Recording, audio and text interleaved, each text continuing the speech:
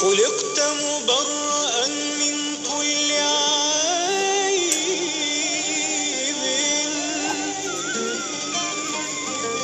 كأنك قد خلقت كما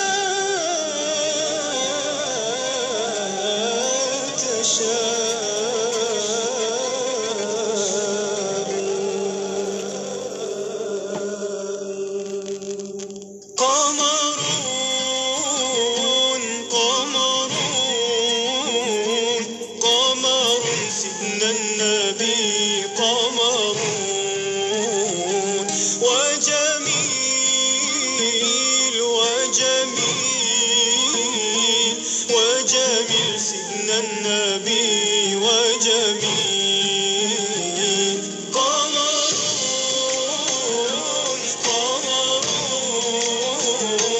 قمر سيدنا النبي قمر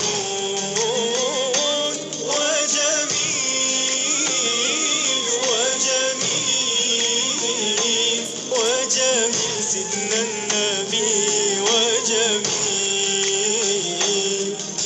وكف المصطفى كالورد نادي وعطرها يبقى إذا مست أيادي وكف المصطفى كالورد نادي وعطرها يبقى إذا مست أيادي وعم نوالها كل العباد وعم نوالها كل العباد وعم نوالها كل العباد حبيب الله يا خير البراء يا قمر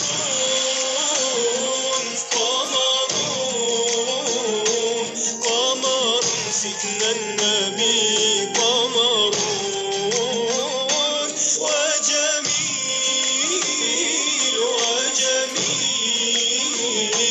وجميل سيدنا النبي وجميل ولا ظل له بل كان نورا تنال الشمس منه والبدورا ولا ظل له بل كان نورا تنال الشمس منه والبدورا ولم يكن الهدى لولا ظهورا ولم يكن الهدى لولا ظهورا ولم يكن الهدى لولا ظهورا وكل الكون أنار بنور طه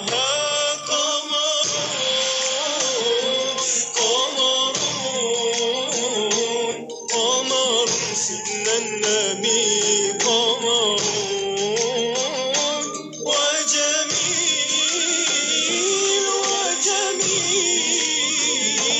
وجميل سيدنا النبي وجميل. Anda kini sedang mendengar Destinasi IKIM bersama Syafiq Saleh dan Mona Jasman. Bismillahilladzi la yadurru ma'asmihi syai'un fil ardh wala fis samaa'i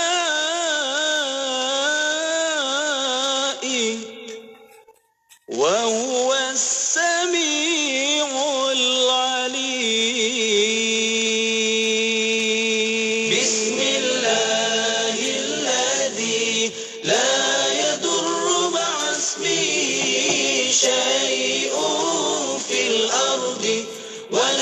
السماء وهو السميع العليم بسم الله الذي لا يضر مع اسمه شيء في الأرض ولا في السماء وهو السميع العليم بسم الله الذي لا يضر مع اسمه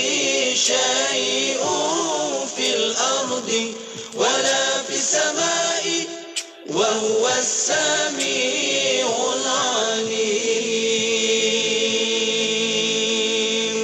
Inspirasi, Inforia, Islami, semuanya di IKIM.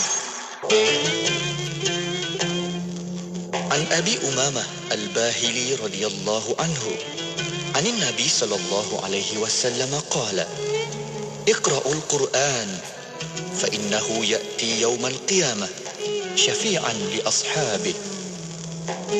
Daripada Abu Umamah Al-Bahili radhiyallahu anhu, Nabi sallallahu alaihi wasallam bersabda, bacalah Al-Quran, sesungguhnya ia akan datang pada hari kiamat, memberi syafaat kepada golongannya. Riwayat Muslim.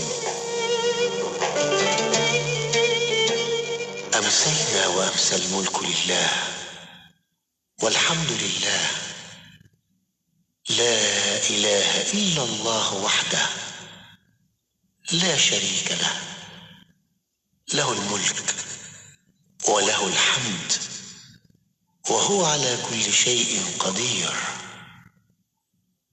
رب أسألك خير ما في هذه الليلة وخير ما بعدها، وأعوذ بك من شر ما في هذه الليلة وشر ما بعدها. رب أعوذ بك من الكسل وسوء الكبر. رب أعوذ بك من عذاب في النار وعذاب في القبر. Kami dan seluruh kerajaan memasuki waktu petang kerana Allah. Segala puji bagi Allah. Tiada sesembahan yang berhak disembah melainkan Allah semata. Tiada sekutu baginya. Semua kerajaan hanya miliknya dan segala pujian hanya untuknya. Dia Maha berkuasa atas segala sesuatu. Wahai Tuhanku, aku memohon kebaikan yang ada di hari ini dan setelahnya. Sebaliknya aku memohon perlindungan dari keburukan yang ada di hari ini dan setelahnya. Wahai Tuhanku, aku berlindung kepadamu dari kemalasan dan buruknya umur tua. Wahai Tuhanku, aku berlindung kepadamu dari azab neraka dan azab kubur. Bismillahilladzi la yadur ma'a ismihi syai'un fil ardi wala fis sama' wa huwas sami'ul alim. Bismillahilladzi la yadur ma'a ismihi syai'un fil ardi wala fis sama' wa huwas sami'ul alim. Bismillahilladzi la yadur ma'a ismihi syai'un fil ardi wala fis sama' wa huwas sami'ul alim. Dengan nama Allah yang dengan namanya tiadalah sesuatu apapun di bumi dan di langit dapat mendatangkan kemudaratan, dan dialah yang maha mendengar lagi maha mengetahui. La yadur ma'a ismihi syai'un fil ardi wala fis sama' wa huwas sami'ul alim. Jadi warna untuk anak-anak, jadi warna untuk ibu bapa. Vitamin C Gummy tanpa gula putih, pewarna atau perisa tambahan. Dapatkan di www.herbitas.com atau WhatsApp 0377347155 0377347155. Jadin Pharma dengan Jadin Pharma. Jadin Pharma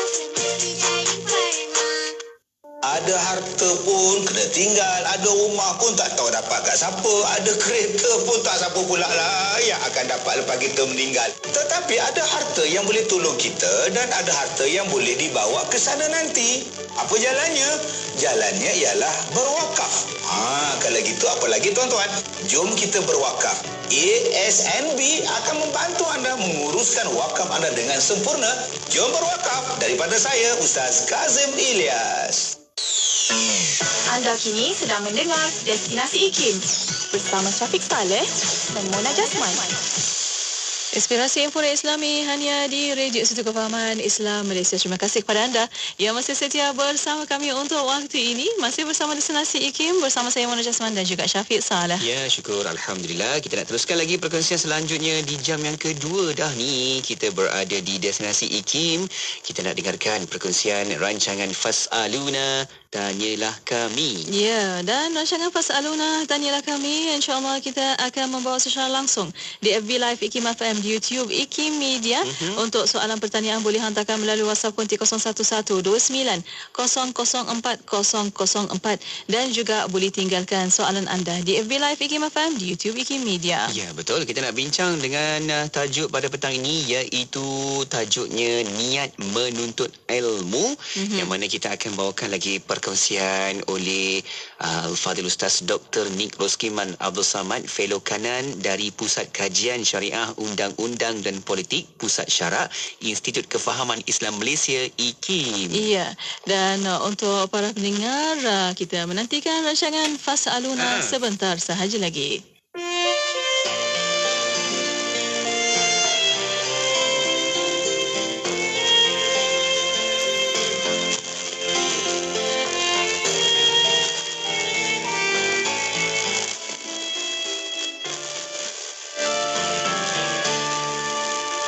Tiada yang paling indah seindah namamu, seagung dirimu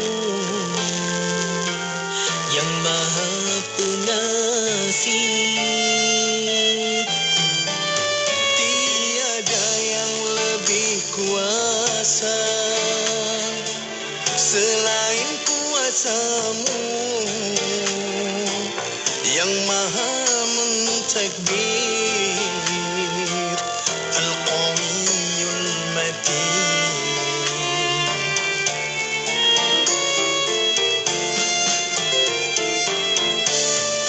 Engkaulah yang maha menciptakan langit dan bumi. Engkau juga yang membalikan siang dan malam. Engkaulah yang maha menundukkan bulan dan bintang. Sesungguhnya Allah yang memiliki segalanya. Al-Ghaffar, Al-Alim, As-Sami'ul Basirul Hakim, Al-Wadud, Al-Majid, hebatnya Allah.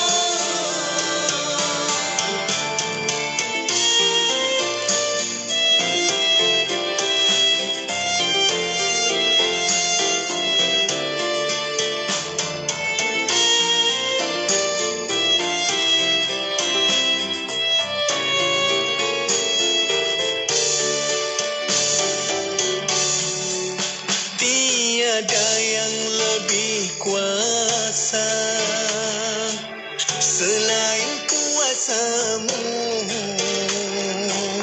yang maha mentakbir, Al-Qawiyul Matin.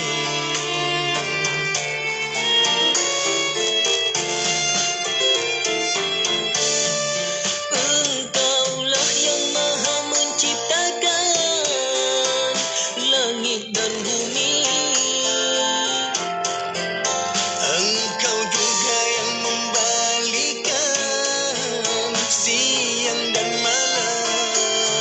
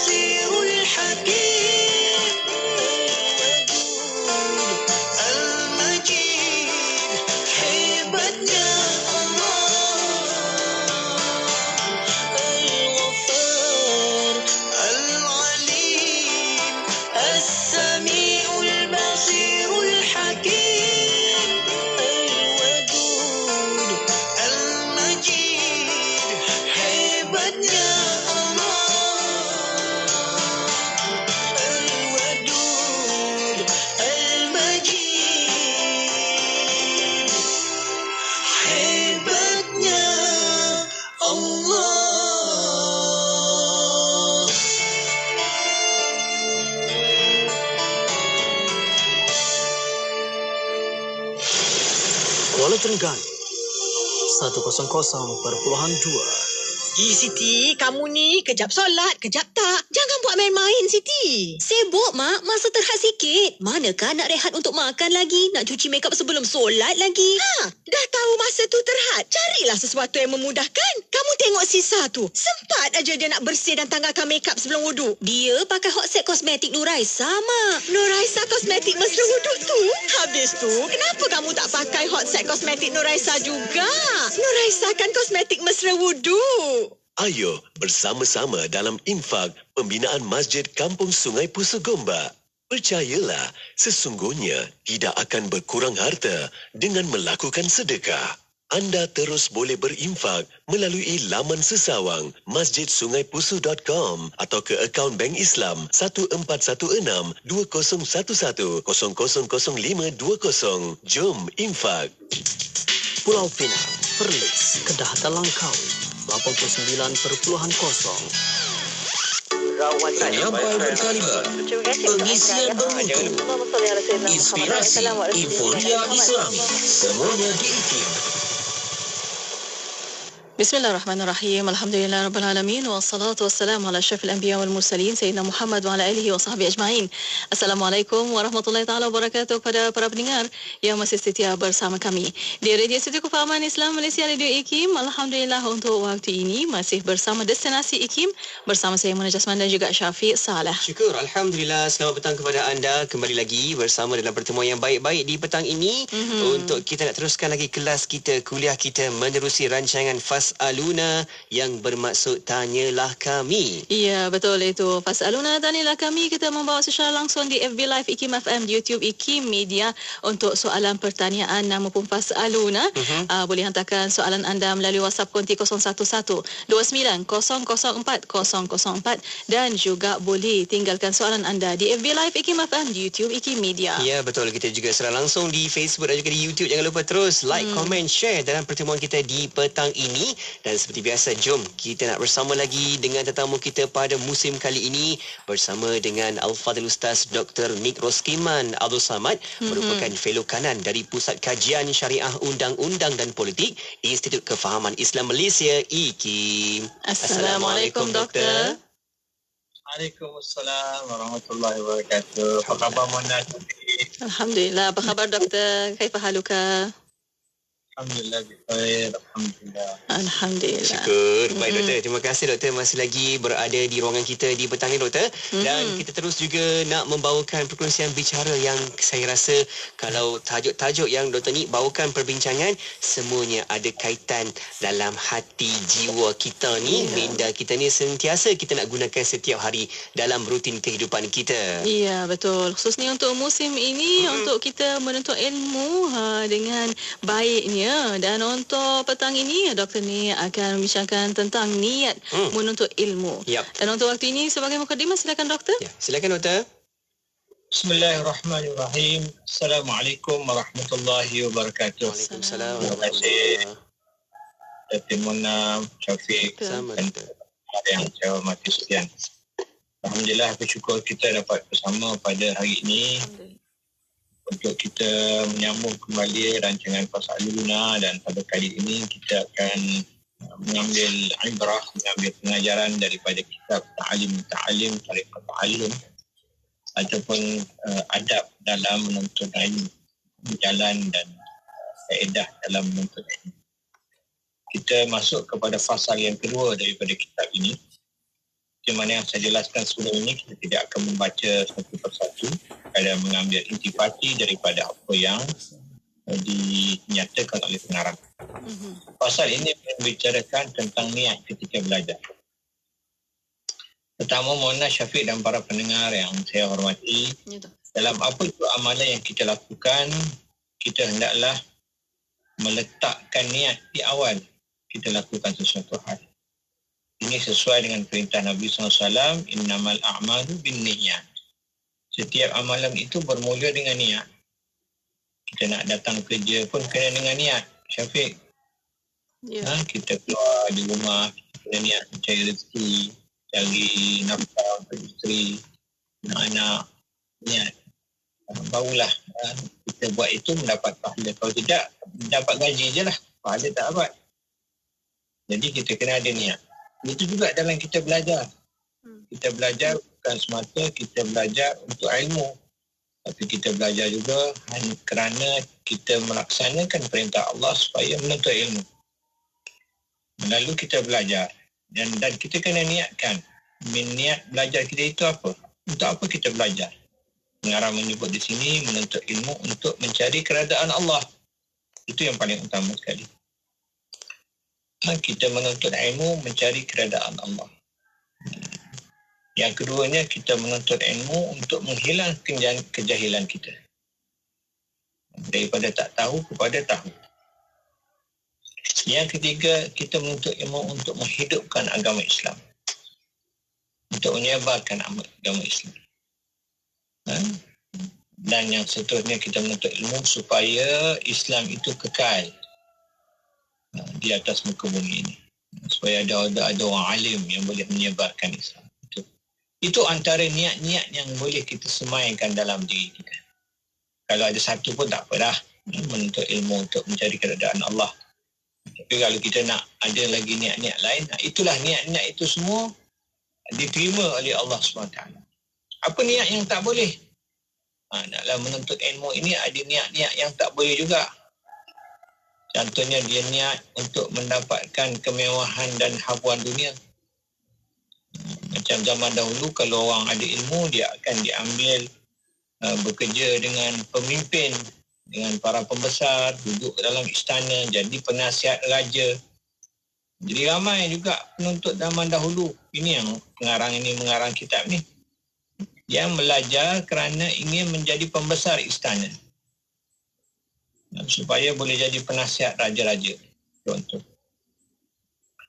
Ataupun dia menuntut ilmu kerana orang yang menuntut ilmu akan dapat habuan yang besar. Dapat istana ataupun dapat pemerintah akan bagi wang yang banyak kepada orang alim. Dia nak habuan dunia. Itu pun tak boleh. Atau ada juga orang menuntut ilmu, dalam hadis menyebut dia menuntut ilmu sebagai untuk dia bersaing dengan para ulama. Dia nak duduk dalam suatu majlis dengan ulama untuk dia sama-sama berbincang, berbahas dan merasakan dirinya setaraf dengan alim ulama.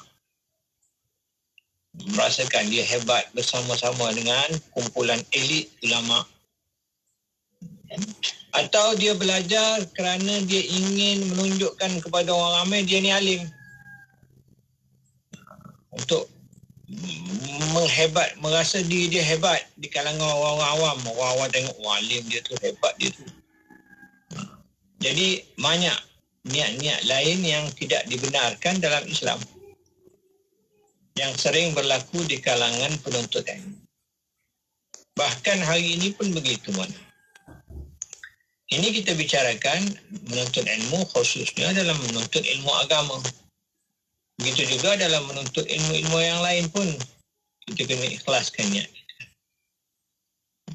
Kalau dahulu orang menuntut ilmu, kalau saya selalu sebut, dulu mak ayah kita selalu juga kata belajarlah rajin-rajin, masuklah universiti, nanti kerja dapat gaji besar, hidup senang. Itu dari satu segi tidak berapa tepatlah niat untuk menuntut ilmu, untuk mendapat kerja gaji besar tu. Realiti hari ini, berapa puluh ribu graduan universiti yang tak ada kerja. Kan? 90,000 yang dah lulus universiti tetapi tidak ada pekerjaan. Dan berapa ramai orang yang tidak ada ilmu pun boleh hidup senang juga. Kalau kita bercakap tentang ilmu untuk kehidupan duniawi, kesimpulannya ialah kita katakan menuntut ilmu itu ialah untuk mencari keredaan Allah Subhanahu Wa Taala, untuk mendapatkan ganjaran syurga Allah SWT, pembalasan di hari akhirat. Yang kedua, kita menuntut ilmu adalah kerana untuk menghilangkan kejahilan pada diri kita dan juga pada orang lain. Dengan kita tuntut ilmu, kita boleh ajar keluarga kita, isteri kita. Ini tak boleh ni, ini berdosa. Bukan kita saja, orang lain pun boleh manfaat dengan ilmu kita. Yang ketiga, untuk kita menghidupkan agama Islam. Supaya Islam ini terus kekal, terus tersebar. Dan yang paling penting sekali ialah menuntut ilmu ini untuk diri kita lah, yang jahil itu supaya alim, dan supaya kita juga menjadi orang yang memiliki akhlak yang baik. Wallahualam. Baik, itu dia.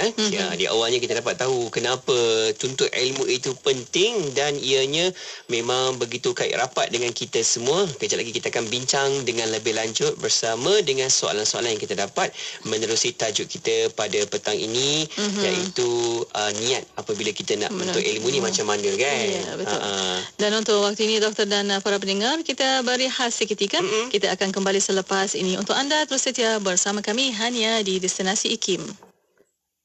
Subhanallah walhamdulillah wa la ilaha illallah wallahu akbar. Subhanallah walhamdulillah wa la ilaha illallah wallahu akbar. Subhanallah walhamdulillah wa la ilaha illallah wallahu akbar.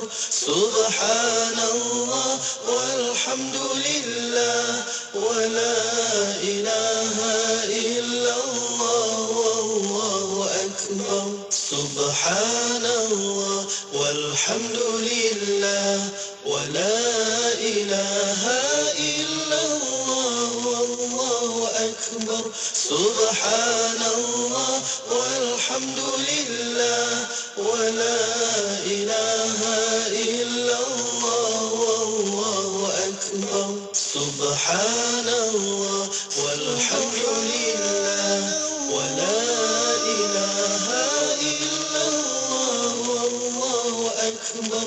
Subhanallah walhamdulillah wa la ilaha illallah wallahu akbar. Subhanallah walhamdulillah wa la ilaha illallah wallahu akbar. Subhanallah walhamdulillah wa la ilaha illallah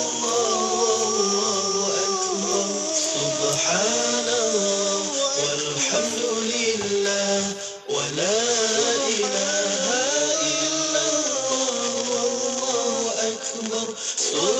Subhanallah walhamdulillah wa la ilaha illallah wallahu akbar. Subhanallah walhamdulillah wa la ilaha illallah wallahu akbar. Subhanallah walhamdulillah wa la ilaha illallah wallahu akbar. Ikuti laman Facebook IKIM FM untuk menonton sesi live segmen-segmen terbaik Radio IKIM. Jika anda terlepas, anda masih lagi boleh menonton semula segmen-segmen terbaik Radio IKIM. Like kami di Facebook sekarang. IKIM, Inspirasi Inforia Islami. Inspirasi Inforia Islami hanya di Radio Institut Kefahaman Islam Malaysia. Terima kasih pada anda yang masih setia bersama kami. Untuk waktu ini bersama Destinasi IKIM, masih bersama rancangan Fas'aluna, Tanyalah Kami. Ya, betul. Kita masih lagi untuk membawakan perkongsian yang kita bawakan di setiap hari Rabu ini, iaitu rancangan Fas'aluna yang bermaksud Tanyalah Kami. Dan kita masih lagi buka ruang peluang kepada anda untuk hantarkan pertanyaan, persoalan juga menerusi ke talian WhatsApp konti 0112900404. Rancangan Fas'aluna, Tanyalah Kami, kita masih lagi bersama dengan Al-Fadhil Ustaz Dr. Nik Roskiman Abdul Samad, merupakan fellow kanan dari Pusat Kajian Syariah Undang-Undang dan Politik Pusat Syarak Institut Kefahaman Islam Malaysia IKIM. Dan Dr. Ni masih mencangkan tentang niat menuntut ilmu pada petang ini. Dan untuk waktu ini bersama Dr. Ni untuk sambungannya. Silakan Doktor. Silakan Doktor, selanjutnya Doktor. Ya, bismillahirrahmanirrahim. Dan seterusnya dikatakan di sini bahawasanya Apabila kita menuntut ilmu, kita menuntut untuk dunia, maka rugilah kita. Lalu pengarang Imam Zarnuji menyebut tentang suatu syair Imam Abu Hanifah. Imam Abu Hanifah telah mengarang sepotong syair yang berbunyi man talabal ilma lil ma'an faza bi fadlin min ar-rasyad wa yal khusran talibihi linain fadlin min al-ibad. Sesiapa yang menuntut ilmu untuk akhirat, maka dia akan beroleh kemenangan, kejayaan, dan juga dia akan memperolehi petunjuk, kemuliaan. Adapun orang yang menuntut ilmu untuk mendapat kelebihan ibad, kelebihan makhluk, hamba-hamba Allah, maka khusran, rugilah dia. Rugilah orang yang buat tu bukan untuk akhirat tetapi untuk mendapatkan habuan dunia. Habuan dunia tak adalah yang kita sebut tadi. Benda, pangkat, kedudukan, itu semua adalah apa yang dikatakan habuan dunia. Tetapi pengarang juga menyebut sekiranya kita diberi jawatan disebabkan keilmuan kita dan kita boleh melaksanakan amal ma'ruf nahi munkar, maka tidaklah salah untuk kita memegang jawatan, memegang amanah, tetapi dia bukannya menjadi matlamat kita dalam menuntut ilmu untuk mendapat jawatan-jawatan besar. Tetapi jika setelah kita belajar, kita diberi kedudukan yang baik, maka kita boleh menerima, tetapi gunakanlah dia untuk kepentingan akhirat, iaitu melaksanakan amar ma'ruf dan nahi munkar. Dan kita jangan dipesongkan jawatan kita itu untuk dunia, keduniaan. Jadi ini penting mana untuk orang yang menuntut ilmu. Kenapa kita baca kitab Zarnuji ini? Kenapa kita bincang kitab ini? Sebab hari ini, inilah kekurangan ataupun kelemahan dalam masyarakat kita. Kita memilih membincangkan tentang awal lagi itu, kita cakap tentang adab, ilmu dan ulama kan. Dan kemudian kita buka kitab ini. Kita lihat pelbagai peristiwa yang berlaku dalam masyarakat kita, yang dilakukan oleh orang yang berilmu. Orang yang berilmu tetapi dia tidak faham kenapa dia menuntut ilmu. Orang yang hafal Quran pun kita dengar ada buat benda-benda yang tidak senonoh dan sebagainya kan. Sebagai contoh. Dan macam-macam lagi lah. Itu menunjukkan betapa di kalangan masyarakat kita dia melihat seolah-olah menuntut ilmu itu hanya sekadar riwayat sahaja. Hanya sekadar mengumpulkan maklumat sahaja. Itu tidak betul. Hanya sekadar segulung ijazah sijil sahaja. Itu bukan matlamat ilmu yang sebenar. Matlamat ilmu yang hakiki ialah mencari keredaan Allah. Membebaskan kita daripada kejahilan. Mengekalkan Islam tersebar. Dan yang paling penting sekali ialah membentuk akhlak dan peribadi kita menjadi orang yang baik. Itu dia. Ilmu, kesan daripada ilmu itu ialah diri kita. Akhlak itu, akhlak diri kita yang menuntut ilmu. Bukannya pada sekeping kertas. Sekeping kertas itu hanyalah sijil pengiktirafan saja. Dia bukannya hasil daripada ilmu yang kita miliki. Hasil ilmu yang kita miliki ialah pada diri kita ini jadi bagaimana. Orang yang berilmu mestilah juga orang yang beramal. Itu dikatakan ilmu dan amal itu kena sekali. Kalau orang yang berilmu saja dia tidak beramal dengan ilmunya itu, ilmu yang dia tuntut itu belum lagi membuahkan hasil yang sebenar. Ilmu yang dia belajar itu hendaklah diamalkan. Barulah sempurna proses dia menuntut ilmu. Yang seterusnya pengarang menyebut jangan menghinakan diri dan jangan bertakabur. Jadi kita tidak boleh hina diri. Seorang penuntut ilmu, apatah lagi dia dah habis belajar, dia dah jadi alim ulama, dia tidak boleh menghinakan diri dia. Dan dia tidak boleh terlalu tawaduk lah kita katakan. Sebab itu juga adalah menghina ilmu yang dia miliki. Tidak memuliakan ilmu yang dia miliki. Tidak boleh. Kadang-kadang ada setengah orang, alim ulama juga, yang dia rasa hina diri dia apabila dia duduk bersama dengan orang kaya misalnya, dengan orang korporat. Kita tak boleh macam kita jangan menghinakan diri kita walaupun kita ini bukan orang jutawan dan sebagainya, tetapi bagi alim ulama ilmu yang dia miliki itu adalah suatu kemuliaan melebihi daripada segala kemewahan harta benda yang dimiliki oleh orang-orang jutawan, orang korporat. Di zaman dahulu orang memuliakan alim ulama. Di zaman kita sekarang ini orang memuliakan orang korporat, jutawan kan. Alim ulama orang tak mulia sangat. Orang muliakan orang korporat. Orang-orang korporat dimuliakan. Balik zaman dahulu orang muliakan alim ulama. Hatta orang-orang kaya-kaya pun memuliakan alim ulama. Tetapi apabila ilmu itu sudah tidak lagi dipandang oleh masyarakat, yang dipandang adalah kebendaan, maka kemuliaan alim ulama juga tidak diletakkan pada tempat yang sepatutnya. Jadi apa yang boleh dilakukannya ialah alim ulama itu sendiri yang mengangkat ilmu. Dia merasakan ilmu yang dia miliki itu dan merasakan izzah dalam diri dia. Kena ada kebanggaan dalam, bukan takabur, tapi kena ada izzah dalam diri dia. Dengan ilmu yang dimiliki. Sehingga Abu Hanifah berpesan kepada sahabat-sahabatnya, dia kata, perbesarkan serbanmu dan perbesarkanlah kocekmu. Dia suruh besarkan serban ni.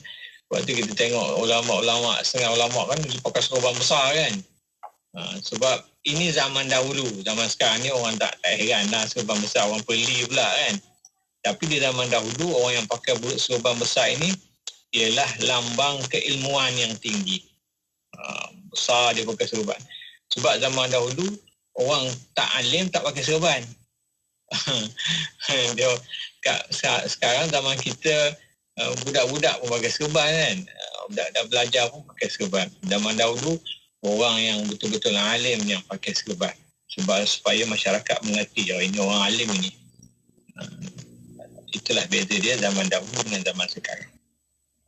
Jadi ini tentang menghinakan diri, jangan kita hina, tetapi dalam masa yang sama jangan kita takabur.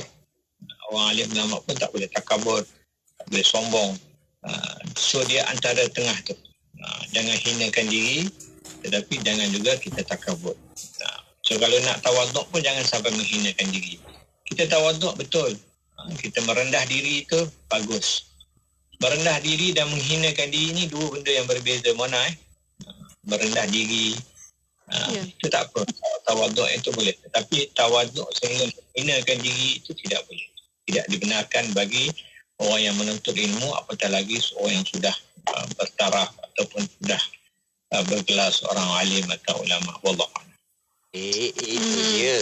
Jelas di awalnya macam mana kita perlu faham konsep apabila kita niat nak menuntut ilmu, ada kaedahnya, ada caranya yang diberikan garis panduan dalam agama Islam ini. Baik Mona, kita juga ada soalan yang kita dapat di talian WhatsApp konti 01129004004004. Ada sahabat kita bertanya, Doktor, bagaimana jika belajar sesuatu perkara untuk kepentingan peribadi semata-mata saja tapi tidak beri manfaat kepada orang sekeliling kita. Contohnya kita belajar sesuatu untuk membantukan diri kita saja tapi tak bantu pun orang lain. Bagaimana Doktor? Jadi Doktor akan berikan panduannya di situ insya-Allah. Ya, insya-Allah. Ya. Dan untuk waktu ini kita berehat sekali lagi. Kita akan kembali selepas ini untuk anda terus setia bersama kami hanya di Destinasi IKIM. استمروا معنا في إذاعتكم إذاعة معهد الوعي الإسلامي الماليزي لمبah Kelang 91.5 FM. Siapakah dia insan yang paling mulia dibandingkan dengan para anbiya dan para rasul? Nabi-nabi dan para rasul juga bekerja. Nabi Adam alaihissalam bertani. Nabi Ibrahim menjual pakaian. Nabi Nuh dan Nabi Zakaria adalah tukang kayu. Nabi Idris alaihissalam adalah seorang penjahit baju. Nabi Musa alaihissalam adalah pengembala. Dan riwayat menyebutkan tidak ada nabi dan rasul melainkan mereka itu mengembala kambing sebagai suatu perusahaan. Kerana itulah Nabi Daud alaihi salam sendiri difirmankan oleh Allah Subhanahu wa taala, wa 'allamnahu san'ata labusin lakum lituhsinakum min ba'sikum fahal antum syakirun. Dan telah kami ajarkan kepada Nabi Daud untuk membuat baju besi untuk kamu sebagai memelihara kamu dalam peperanganmu, maka hendaklah kamu bersyukur kepada Allah Subhanahu wa taala. Nabi Muhammad sallallahu alaihi wasallam sebagai rasul yang paling unggul dalam memberi contoh kepada yang lain juga adalah seorang pengembala kambing di awalnya dan seorang peniaga yang sangat berjaya. Assalamualaikum, saya Rafi'i, pendengar setia dari Pahang. Radio IKIM memang menjadi pilihan saya sewaktu memandu dan bekerja. Tanpa Radio IKIM, rasa tak lengkap hidup ini. Untuk itu, anda juga kena teruskan mendengar Radio IKIM, inspirasi Inforia Islami. Nilai-nilai bersama IKIM. Hikmah. Nilai yang kedua adalah hikmah. Saya dapati bahawa di dalam Al-Quran perkataan hikmah disebut sebanyak 20 kali. Firman Allah Subhanahu wa taala dalam surah Al-Baqarah ayat ke-269 yang bermaksud Allah menganugerahkan ahal hikmah. Ahal hikmah dalam braket artinya kefahaman yang dalam tentang Al-Quran dan As-Sunnah kepada siapa yang dikehendakinya. Dan barang siapa yang dianugerahi hikmah, ia benar-benar telah dianugerahi kurnia yang banyak. Dan hanya orang-orang yang berakal lah yang dapat mengambil pelajaran dari firman Allah SWT. Dan satu daripada contoh kegunaan hikmah ini ialah kebijaksanaan yang ditunjukkan oleh Nabi Muhammad SAW apabila beliau meminta setiap wakil kabilah memegang kain yang diletak Hajarul Aswad, dan kemudian baginda Rasulullah mengambil batu tadi untuk diletakkan di tempat asalnya, dan ini telah berjaya mengelakkan berlaku pertumbuhan darah dalam kalangan pemimpin Quraisy pada ketika itu. Ini satu contoh yang amat istimewa yang menunjukkan kegunaan hikmah. Saya ingin di sini mengkot satu lagi kata-kata Bestari. Pada kurun 1300 dan sekitarnya, ada seorang hamba Allah yang bernama Nasreddin Hoja. Saya fikir ramai yang mengenali tokoh ini. Lahir pada tahun 1208. Beliau adalah seorang scholar and a learned person, seorang ilmuwan. Dia bangsa Turki. Maaf sekali lagi dalam bahasa Inggeris.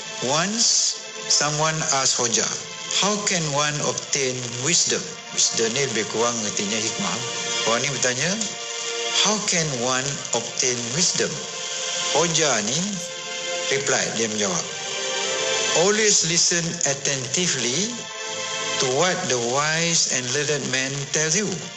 And if you are speaking to others, bagaimana saya buat sekarang, listen carefully to what you are saying. Ini kata-kata amat Bestari.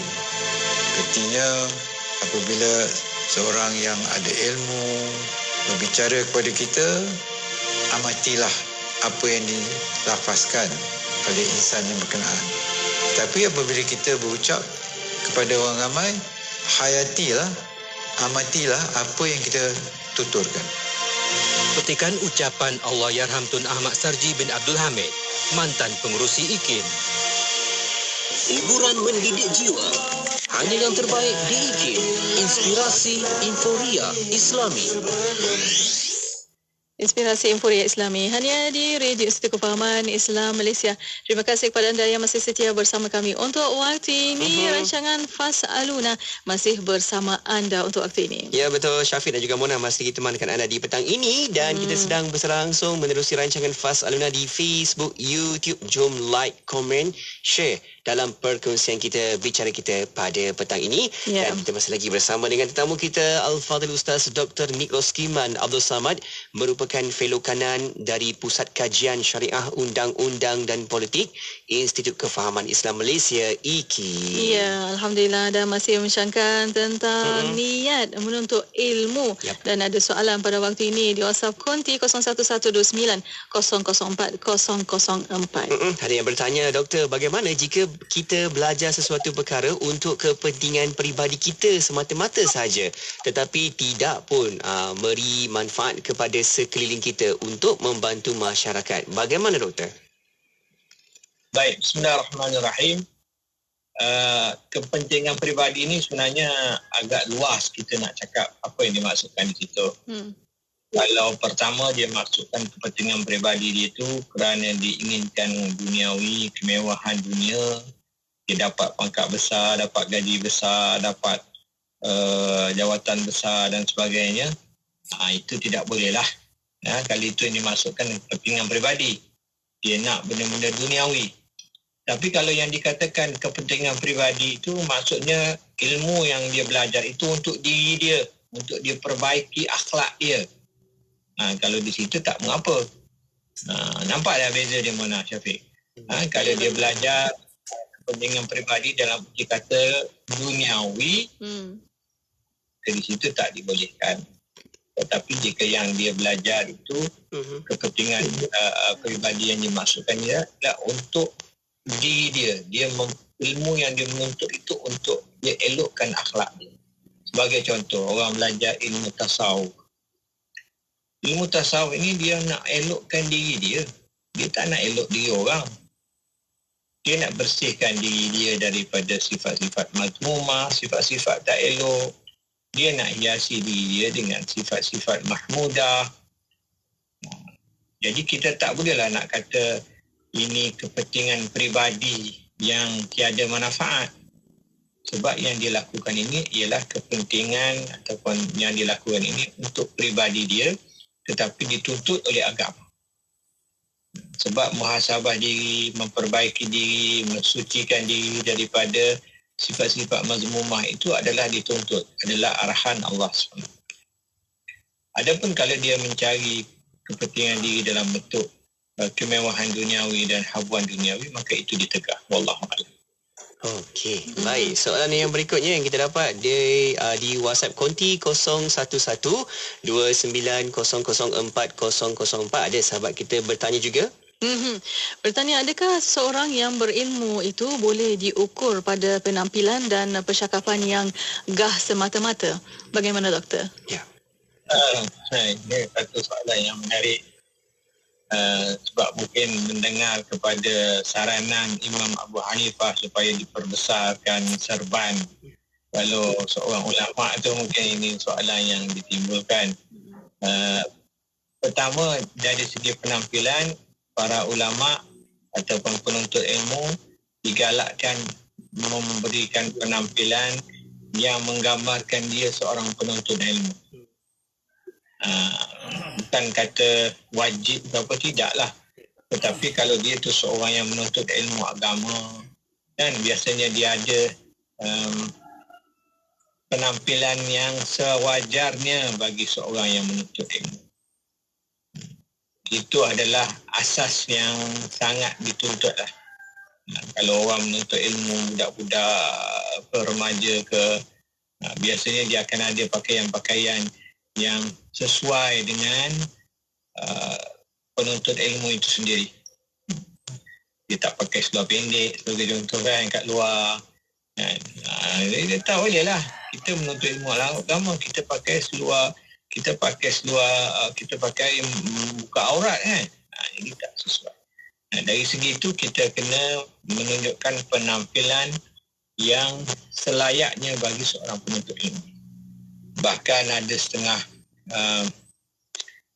tempat sebagai contoh menggalakkan muridnya sentiasa menutup kepala, pakai kopiah, pakai songkok, pakai serban dan sebagainya.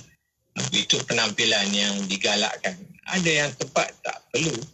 Ada setengah-setengah tempat kalau kita pergi di luar negara, dia tidak melihat itu sebagai keperluan. Itu kita kata ta'aruf pun pengaruhi juga. Kalau kita pergi ke Indonesia, itu mungkin antara perkara yang digalakkan dari segi penampilan itu. Kalau kita pergi ke UK, belajar-belajar madrasah, belajar-belajar sekolah agama di sana, dia takkan nak pakai songkok kan kat UK. Dan jadi penampilannya berbeza. Mungkin dia pakai ikut dan sebagainya, dan sesuai dengan suasana diorang di sana. So dari segi penampilan itu seorang yang menuntut ilmu, apatah lagi seorang ulama, maka digalakkan dia menampilkan yang baik, yang sesuai, yang selayaknya. Kalau kita lihat Imam Malik, bila dia nak mengajar hadis, contoh dia mandi dulu, dia pakai baju jubah yang cantik, yang harum-harum dan sebagainya. Itu adab dia. Kalau dia nak baca hadis, dia tak baca hadis yang dalam keadaan dia tidak berwuduk, dalam keadaan dia yang tidak, sebab bagi dia itu tidak menghormati ilmu yang dia miliki. Jadi ini antara mungkin jawapan yang saya boleh nyatakan dari segi penampilan dan dari segi percakapan. Ya. Bagi orang yang dalam agama, yang menuntut ilmu, apatah lagi ilmu agama, percakapannya juga percakapan yang tidak merapu, yang tidak mencarut dan sebagainya. Wallahualam. Okey, baik. Satu lagi soalan doktor yang kita dapat, soalan terakhir di sini yang boleh kita bincangkan. Ada yang bertanya, doktor, dalam hadis Nabi SAW memaklumkan bahawa tuntutlah ilmu hingga ke negeri China. Kenapa doktor? Apa yang boleh kita ambil ibrah dalam mesej hadis ini, doktor? Baik, yang ni hadis ini saya pun tak ingat status hadis ini, cuma saya ingat apa yang dikatakan utlubu ilma walau bisin itu bukan hadis lah, bukan hadis. Wallahu alam, yang tu kena tanya ahli hadis tu. Saya pun tak ingat dia punya status sejauh mana riwayat ini. Ala kulli hal, apa yang kita boleh ambil pelajaran, jika pun mungkin bukan hadis, ianya adalah kata-kata sahabat ataupun hadis dhaif, wallahu alam, saya tak pasti, tak ingat dah status ni. Islam menggalakkan kita menuntut ilmu di mana saja. Di mana saja. Kan kita ada kata-kata talabul ilmi lal mahdi lal lahdi kan. Tuntutlah ilmu daripada buayan lagi hingga ke liang lahat kan. Maknanya ada hadis yang menyuruh kita menuntut ilmu daripada kecil lagi sampai ke besar. Sampai kita meninggal. Begitu juga kalaulah kata-kata yang suruh kita pergi ke negeri China ini benar daripada Nabi SAW, ianya bukanlah sesuatu yang pelik, yang asing. Kerana dari segi maknanya dia sahih. Maknanya sahih iaitu pergilah ke mana saja kamu mampu untuk belajar dan memperoleh ilmu supaya kamu dapat meningkatkan ilmu dan kefahaman kamu. Jadi hari ini pun orang pergi belajar kat UK ada kan, ke US pun ada, ke Mesir, Jordan, pergi belajar. Mungkin pada masa itu negeri China lah yang terkenal, kita katakan, yang memiliki tamadun. Negeri-negeri lain belum lagi pada masa itu. Negara-negara barat belum lagi. Negara barat naik selepas kedatangan Islam. Dari segi kemajuan dunia, kalau kita belajar sejarah tamadun, Islam dulu yang naik. Selepas Greek, Yunani, Islam yang naik. Orang Islam, ilmuwan Islam, saintis Islam, mereka mengkaji, mereka mengambil ilmu daripada Greek, Yunani, mereka terjemahkan dan mereka membangunkan tamadun Islam berasaskan tamadun Yunani yang telah diislamkan. Dan selepas daripada itulah baru Eropah bangkit. Dan mereka mengambil ilmu daripada Islam, mengambil ilmu daripada ulama-ulama Islam, saintis-saintis Islam di Cordoba, di Andalusia dan di Merata-Rata, lalu dibangunkan Eropah. Jadi zaman Renaissance kan, kita tengok macam mana kitab Ibn Sina dibaca di Eropah beratus tahun tentang perubatan, modern medicine. Banyak kalau kita nak hurai tentang itu. Jadi apa yang kita boleh simpulkan di sini ialah pergilah belajar. Islam menuntut kita belajar di mana sahaja yang kita boleh belajar, kerana hikmah itu adalah milik orang mukmin. Walau di mana sahaja kamu pergi dan di mana sahaja kamu temui, dia adalah milik orang mukmin yang kita boleh ambilnya, insya-Allah. Wallahu a'lam. Amin, amin. Masya Allah. Walau di mana saja kita berada, itulah niat kita ni nak menjadi orang yang berilmu, tak kira tempat, tak kira di mana saja. Yang penting ilmu yang bermanfaat itu dapat memberikan panduan dalam hidup kita. Tambah-tambah apatah lagi ilmu yang dapat mendekatkan diri kita kepada Allah Subhanahu Wa Taala. Lagilah dituntut. Ya, betul itu. Dan untuk waktu ini kita terima kasih banyak-banyak kepada Yang Besar Dr. Nik Ruskiman Abdul Samad. Dan insya-Allah doktor kita akan jumpa lagi. Assalamualaikum. Waalaikumsalam warahmatullahi wabarakatuh. Alhamdulillah. Terima kasih kepada anda yang terus tonton di Facebook dan juga di YouTube IKIM. Jom sama-sama boleh terus like, komen, share. Sebab kita dah siarkan di situ. Anda boleh tonton semula, boleh dengarkan kembali dan juga boleh buat ulang kaji menerusi rancangan Fas Aluna yang bermaksud Tanyalah Kami yang kita bawakan di setiap hari Rabu petang. Iya, betul. Dan untuk anda para pendengar ada soalan pertanyaan walaupun selepas siaran boleh hantarkan melalui email rancangan Fas Aluna fas@ikimfm.my fas@ikimfm.my. Betul. Dan untuk anda terus setia bersama kami Destinasi IKIM, Inspirasi Inforia Islami. Bicara bermanfaat berbagai segmen, rancangan dakwah setiap hari, lagu-lagu Islami sepanjang masa. Dengarkan di IKIM, Inspirasi Inforia Islami. Pulau Pinang, Perlis, Kedah dan Langkawi 89.0.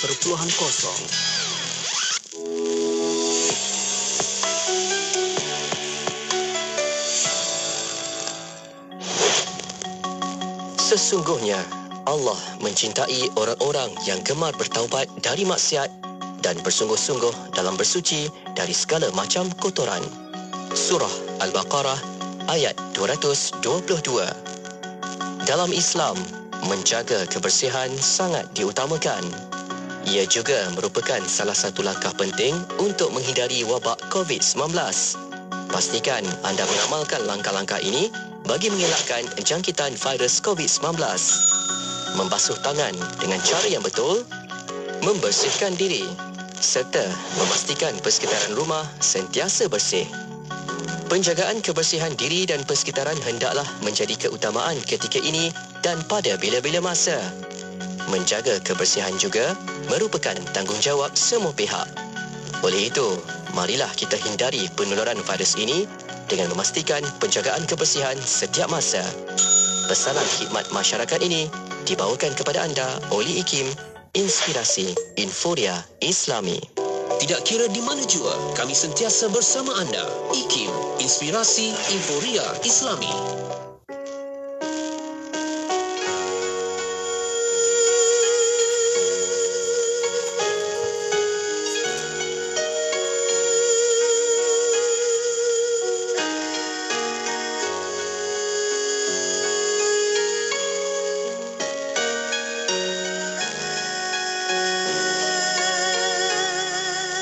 Astaghfirullah, innallah kana tawwaba. Astaghfirullah, innallah kana tawwaba. Astaghfirullah, innallah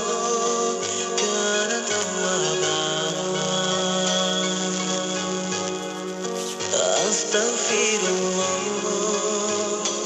innallah kana tawwaba.